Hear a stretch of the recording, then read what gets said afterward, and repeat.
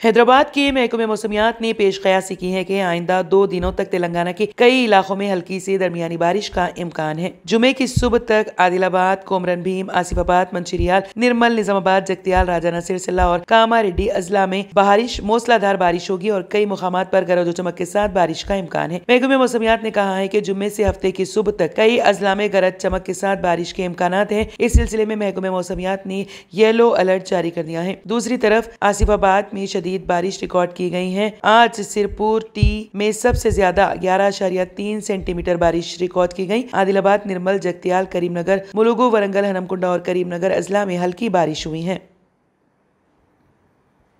अगर आपने हमारे चैनल को अभी तक सब्सक्राइब नहीं किया है तो यहाँ पर रेड कलर का सब्सक्राइब बटन दिख रहा है, उसे क्लिक करें और हमारे चैनल को सब्सक्राइब कीजिए और साथ ही साथ बेल आइकन को भी क्लिक कीजिए, जिससे आपको ताज़ा अपडेट मिलती रहे।